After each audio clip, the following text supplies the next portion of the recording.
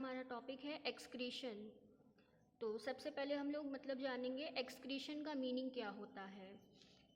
तो एक्सक्रीशन का अगर डेफिनेशन पूछा जाए तो आप बोलेंगे कि it is the process in which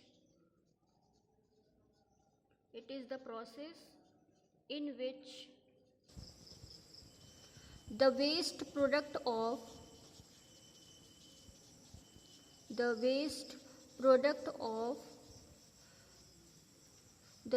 product from the body is removed।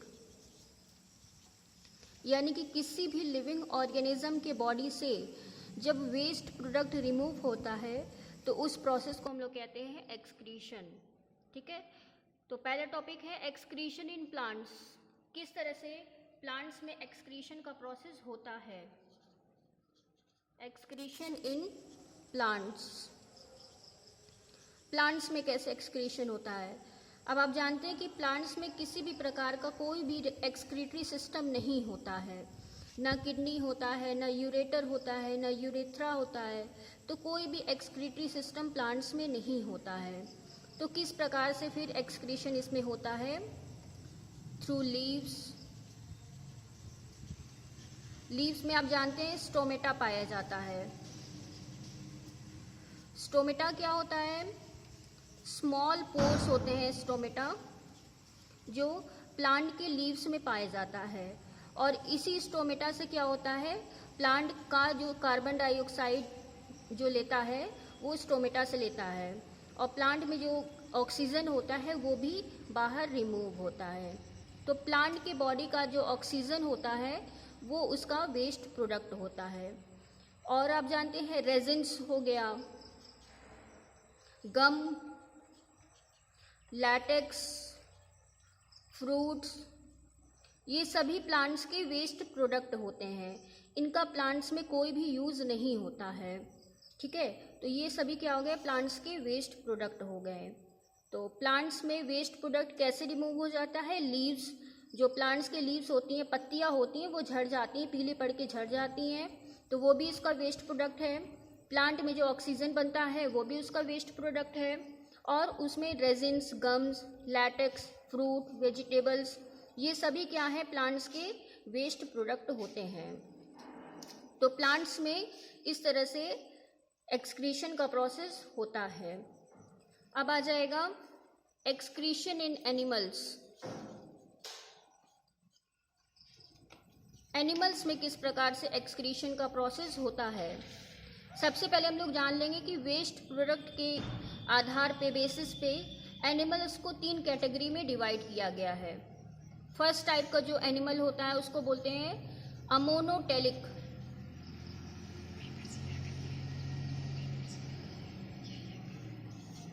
फिर दूसरा होता है यूरियोटेलिक, और थर्ड होता है यूरिकोटेलिक। तो वेस्ट प्रोडक्ट के बेसिस पे एनिमल 3 टाइप्स के होते हैं, ammonotelic, ureotelic and uricotelic. Ammonotelic, आप जानते हैं अमोनो जो वर्ड बना है अमोनिया से बना है, यानी कि ऐसे एनिमल का जो वेस्ट प्रोडक्ट होगा वो अमोनिया होगा, NH3। ठीक है। सेकेंड क्या है? यूरियोटेलिक, यानी कि ऐसे एनिमल्स जिनकी बॉडी का वेस्ट प्रोडक्ट क्या होगा? यूरिया।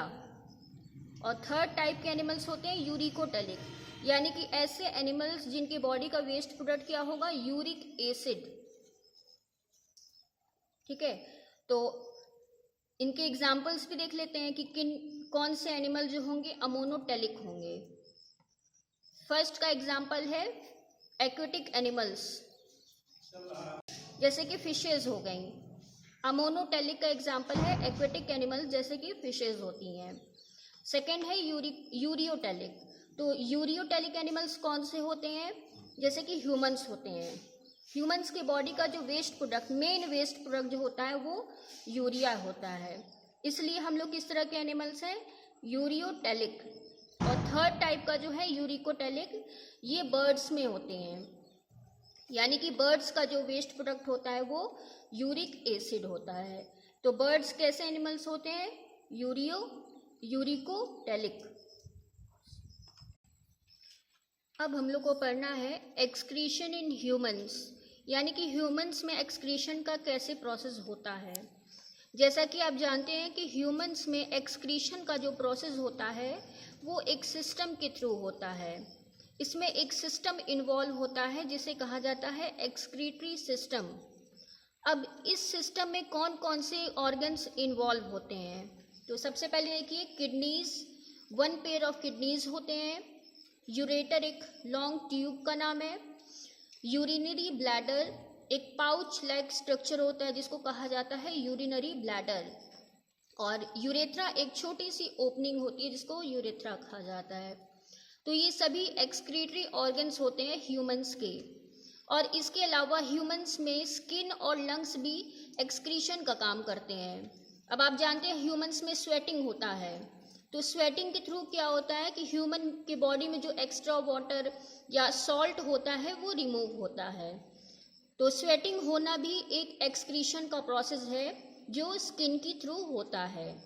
इसके अलावा हमारे बॉडी में कार्बन डाइऑक्साइड बनता है और वो भी एक वेस्ट प्रोडक्ट है।